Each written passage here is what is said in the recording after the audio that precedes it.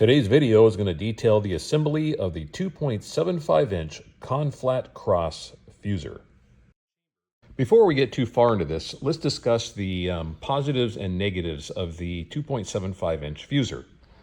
Starting off with the good, I'll just go ahead and list these out for you. Ease of assembly, extremely simplistic. If you can use a wrench, then you can put this together. Readily available parts. Just about everything you need is available from local suppliers or eBay or any auction site or even ham radio swap meets. This type of material is readily accessible across the board. Number 3, minimal fabrication.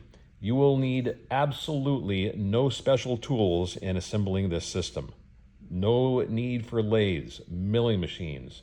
I don't even think you will even need a drill press. Putting this together is extremely simplistic, as you will see very shortly. It's cost effective, cheap, whatever word you want to use. You will be pennies on the dollar compared to a large cavernous type system. This is definitely your best bang for the buck. Let's see what else. Oh, this is actually probably one of the most important and should probably even be on the top of the list. It uses an inexpensive power supply. I don't care what forum you're on or who you talk to, one of the first things people will always say is a Fusor requires an extremely expensive power supply, and it is going to just be a major headache. That, for the purposes of this size of Fusor, and perhaps a Fusor 1 or 2 steps larger than this, could not be further from the truth. You should not have to pay more than anywhere between $50 to maybe $200 for a suitable power supply for this system. And as this system progresses in this series of videos, we are going to use a very inexpensive $50 power supply, which will profile in future videos. Okay, and now for the not so good. It has fusion limitations. You probably will not get up to the million mark. You might be able to, but just for limited periods of time. The other one is it gets hot very quickly. It overheats. There's no really good method of cooling this system down and keeping it within its operational design limits. And what you'll find is when you start ramping up the neutron output, raising the voltage and getting a little bit more milliamps going into the system, it's going to heat up real fast. And then when it starts getting really hot, the neutron numbers fall. That's just the way all Fusor systems are. It doesn't matter if it's a small system like this or a large system. When the chamber starts heating up excessively, you're going to get to a limit, and then the neutron numbers just drop real fast. And with a small system like this, it presents itself as an issue much faster than with a larger system. And that is a problem that can be mitigated, but we'll save that for a little bit later. It involves special cooling, but special cooling is just not something that works well with the small cross Fusor. All right, the other issue is confined internal spacing causing electrical instabilities with the grid and the grid stock. Now, just kind of like the heating issue, this does not really pose too much of a problem until you start ramping up the power and pushing it beyond its limits, or you're pushing it right up to the edge of its limits. And we'll talk about that a little bit more when we get into the operational video in the future. But it is a problem, and it definitely plays in with the limitations of this smaller system. Before we get into all the specificities on how this thing is assembled, why don't I show you a quick time-lapse video of how fast it is to actually build this. I believe the video is only going to be probably about, maybe about 35, 40 seconds. And overall, it took about 10 minutes to put this together. So check this out.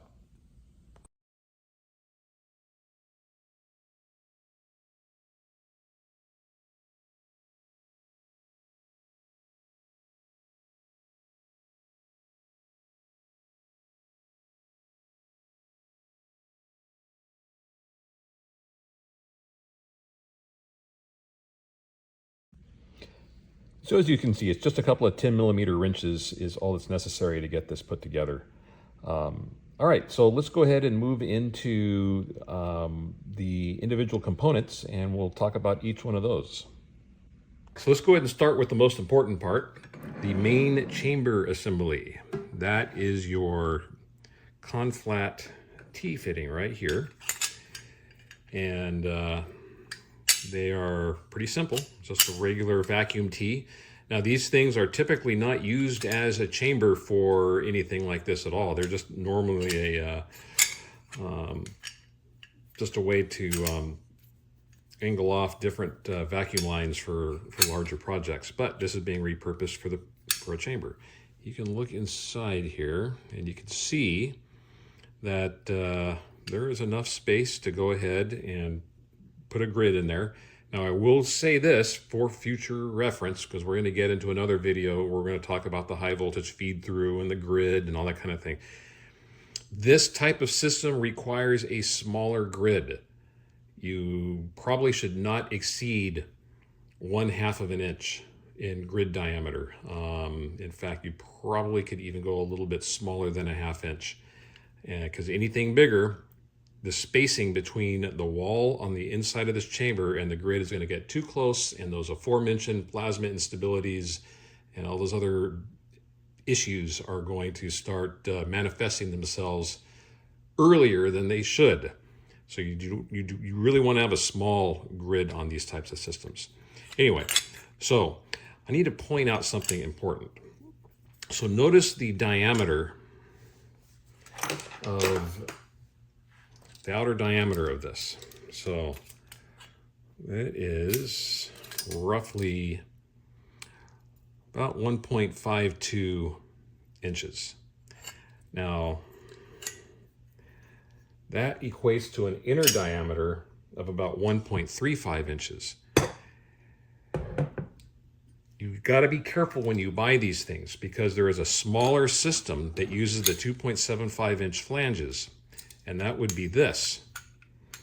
And the inner diameter is only 1.1 inches, with the outer diameter being 1.2 inches. And I will tell you that small difference makes a huge difference when you are dealing with making a fusor and all those plasma instabilities and everything else I was telling you about. This is just too small. Make sure you do not get this diameter. You need the larger diameter. That's 1.35 inches on the inside. Otherwise, you're going to be on your own, because I just don't think this is going to work very well. So avoid this.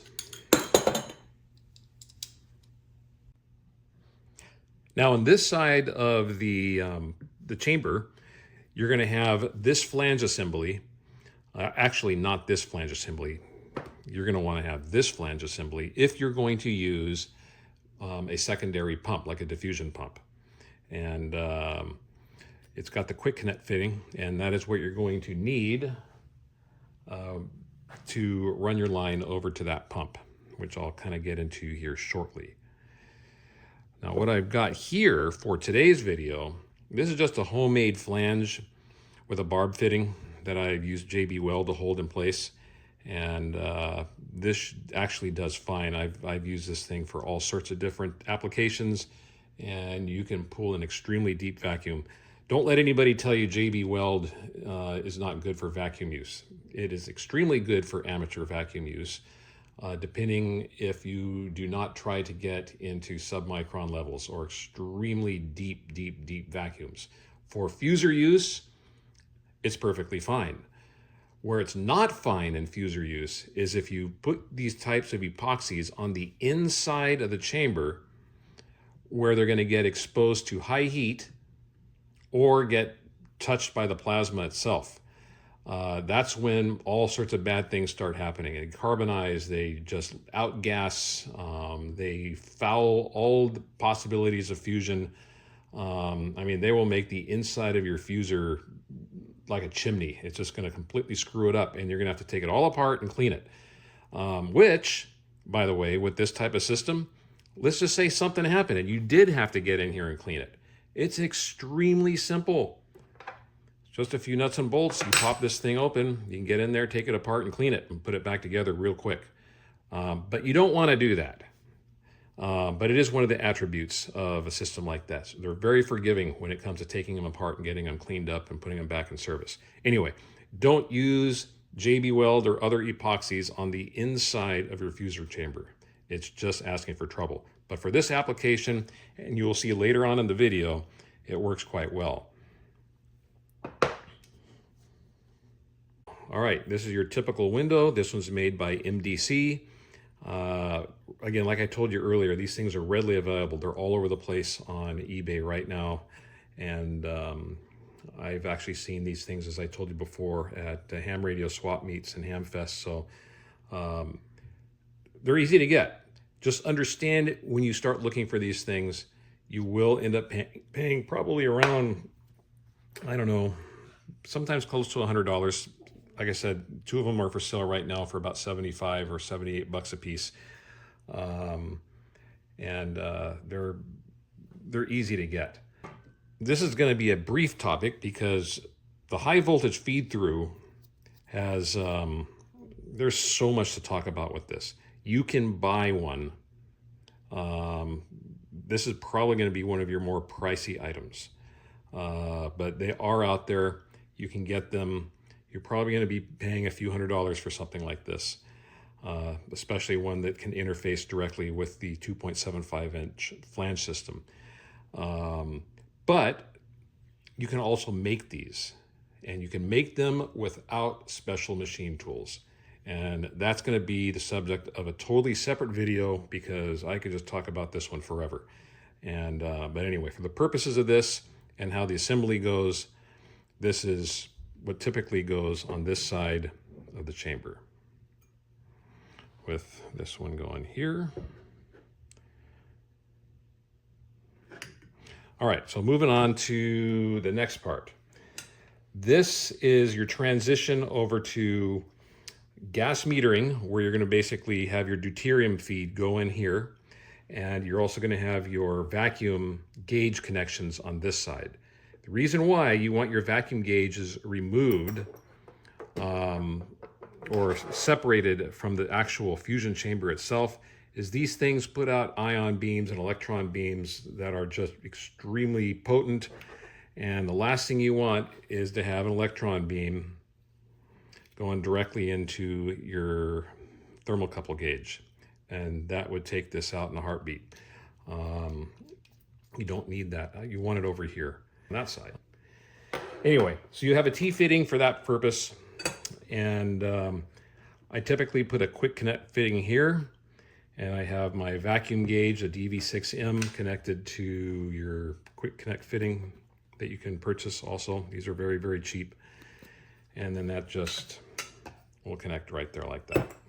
Okay, so the last part here is something I'm not going to get into very much, kind of like the high voltage feed through, and that's your gas handling system and clutch shut-off valves and all that kind of stuff. This is another whole video by itself, but that typically goes over here with a quick connect fitting. But right now for today, I got a blank off that we're going to put there. But typically, you'll have one of these over here, and this will just connect into that. Okay, assembly. How does this actually get bolted together? And how does it maintain a vacuum? How does this seal up? Conflat systems have what's called a knife edge. And if you look here real close,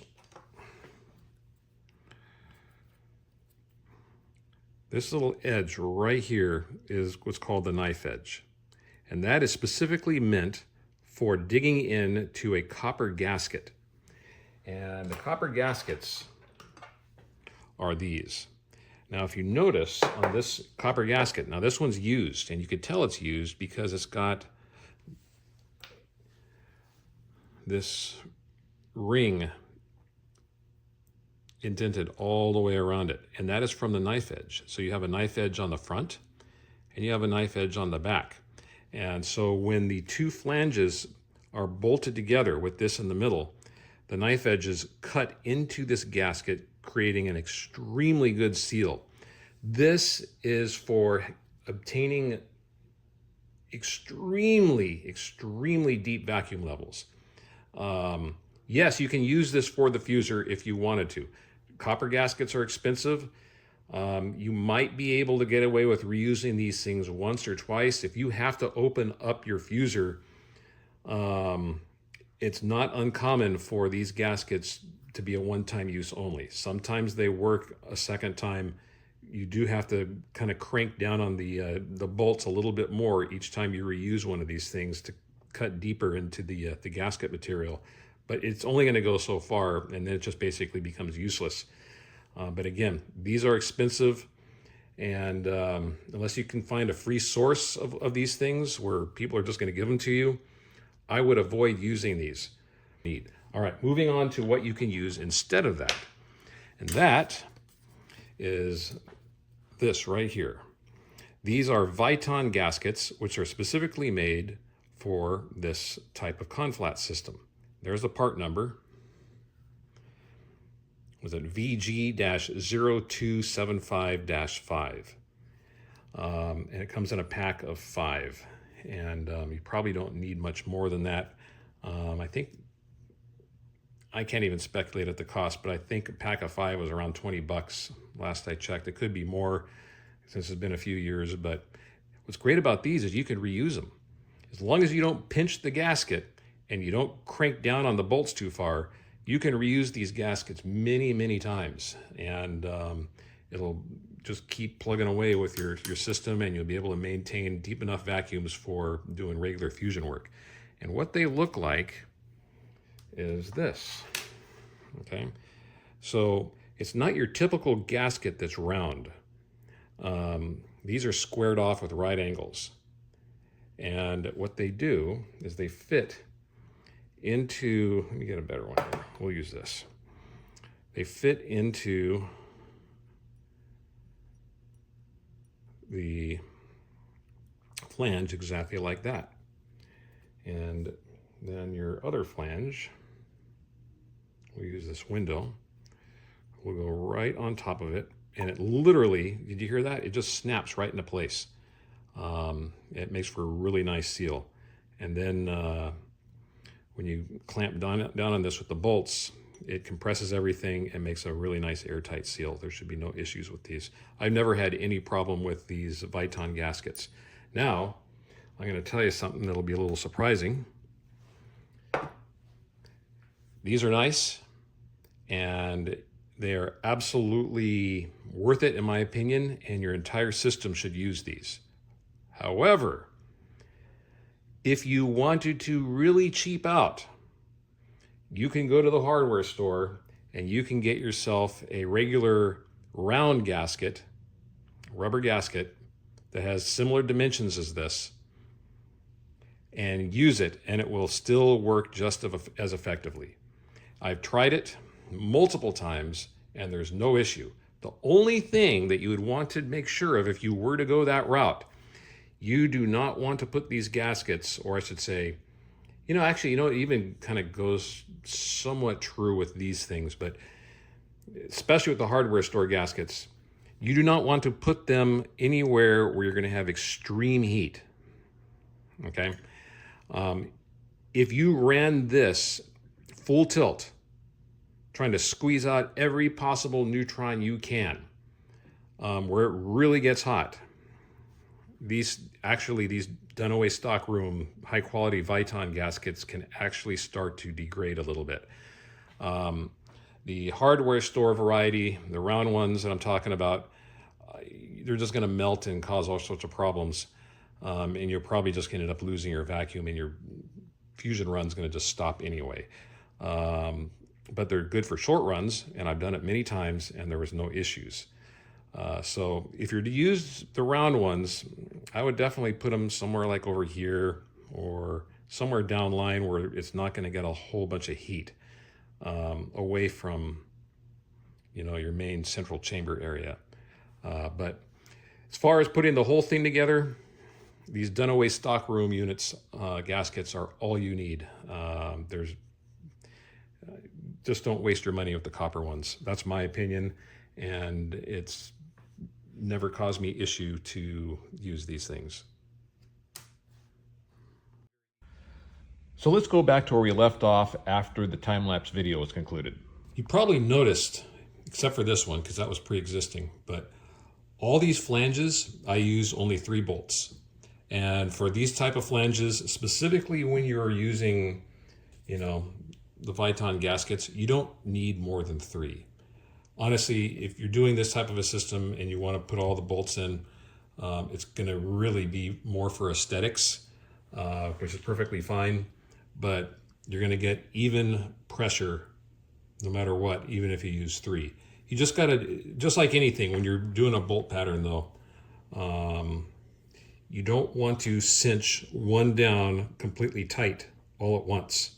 You just go a little bit here, a little bit on the next one, a little bit on the next one, and just slowly go in a clockwise or counterclockwise, whatever you want to do, pattern. In this case, because you're only dealing with 3, so you can't really do a star pattern, until you get it nice and tight.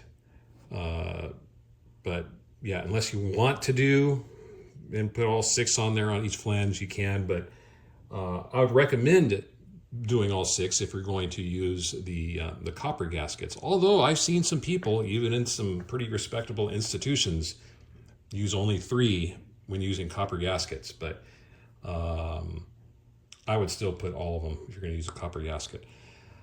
If you are ordering these gaskets from Dunaway Stockroom, they sell the proper size nut and bolt kits. And there's the part number. Get a 25 pack with all the washers and the nuts and everything that fits absolutely perfect. And I can tell you right now, it is actually cheaper to buy these packets with all the nuts and bolts and washers than to go to Ace Hardware or some other hardware store and buy it individually from there.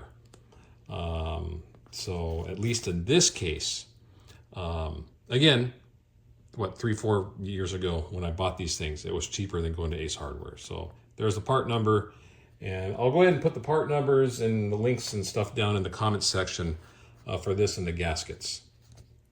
All right, the quick connect fittings. Now, these are really nice, and which, by the way, you can actually get a system like this where the whole thing is put together with quick connect fittings, as opposed to even using these big flanges. They're not very common, and it's doubtful you'll be able to find much surplus on the market for those types of arrangements. And you definitely wouldn't want to buy new. You'd be paying thousands of dollars for all those type of stuff. But anyway, I like these quick connect fittings because really all you have is a regular Viton gasket around this little central hub, and it fits just like that. And then this goes like that. And then you take the little compressing collar that goes around it, and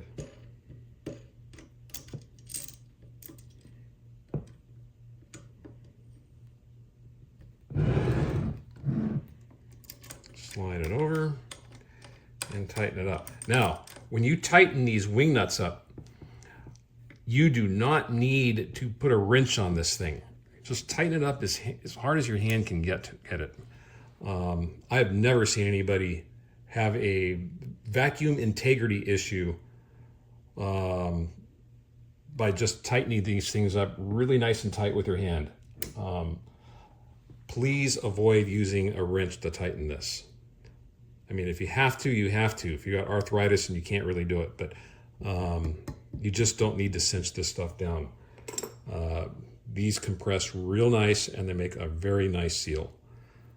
I don't think I've ever had one of these things fail. They work really, really well. All right, so let's go ahead and break out the roughing pump and hook up the vacuum gauge and see what we've got. Everything is hooked up. I got the DV6M already established and hooked in the way it's supposed to be with the meter. And I've got the famous Ritchie Yellow Jacket vacuum pump This is a normal HVAC, but it's more of your higher quality HVAC vacuum pumps. These are readily available on the used market. I see more of these on Facebook Marketplace than I do on eBay, and that's probably where you might want to look to picking one of these things up.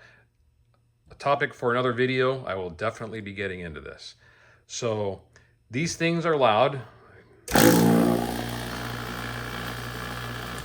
So I am not going to let this thing run outside of a time-lapse video.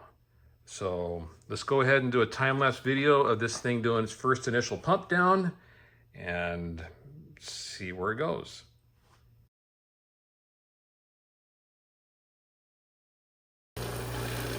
Okay, looks like we're at about 17 millitorr, which is not bad at all.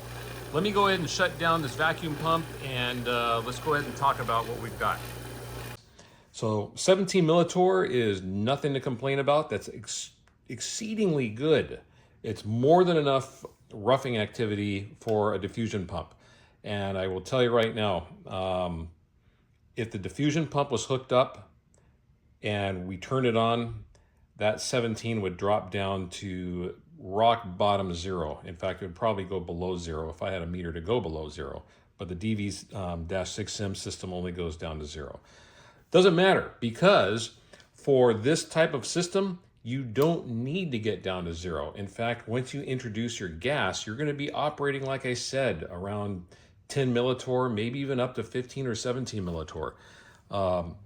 These are very, very resilient systems. You don't need to get down to these small 1 or 2 micron level vacuum levels for fusion. Your larger, cavernous, expensive systems, spherical fusers, gigantic, cylindrical, recycled, done away stockroom or MDC vacuum systems that are like 8 or 10 inches in diameter, yeah, you're going to need to get those things way, way, way down in order to get some proper fusion. But for these systems and a little bit bigger, you will find you're going to just be operating these things at around, I don't know, anywhere between 10 or 15 or so millitorr of vacuum once you start introducing your deuterium gas. One other thing to point out, and it is kind of important. So let me pan over here a little bit. So the vacuum pump, I have not used this vacuum pump, honestly, in, I don't know, probably since the last time I was running Fusor 2020, which is the large cylindrical fusor. But even then, I transitioned over to a large traditional Welch type pump. And this thing ended up just sitting on the shelf for quite a few years. Anyway, in order to get this down to that vacuum level, all right, it's really important is all of these HVAC pumps have a ballast. It's a gas ballast. You've got to open this up while you're doing your vacuum. In fact, you should turn off your gate valve, which your gate valves are typically on the right side of the pump, right where the vacuum inlet is. And let this thing gas out for probably 15 or 20 minutes. Honestly, maybe even 30 minutes. If it has not been run in a long time and it's just been sitting around. You definitely want to do that. In fact, as you are pumping this down, because you've got so many contaminants in here, even after cleaning everything up, you're probably going to want to ballast this 2 or 3 times as you're doing your initial pump down, so you can get down to the lowest vacuum possible. So the final takeaway on this is just to reiterate, you could see the type of vacuum you get with a standard roughing pump using normal rubber O-rings as opposed to going with the copper seals for these Conflat flanges. So again, don't underestimate these. They work perfectly fine. And I will also tell you again, if you absolutely have to in a pinch, use a Ace Hardware or hardware store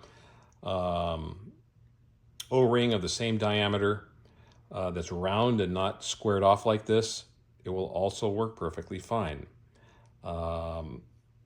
I just would, again, like I told you before, I would refrain from putting it in this area here.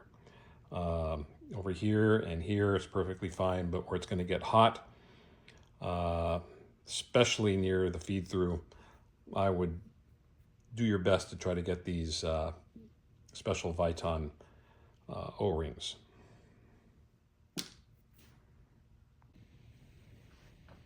Okay, with that being said, the next video is going to be on making grids and connecting them to the feed-through stock and aligning them with the center of your Conflat cross. So, hey, if I missed anything or you need clarifying questions or something came to mind about maybe something I missed, absolutely ask. I will answer. So hopefully this helps. And in a few days, I'll see you on the next one.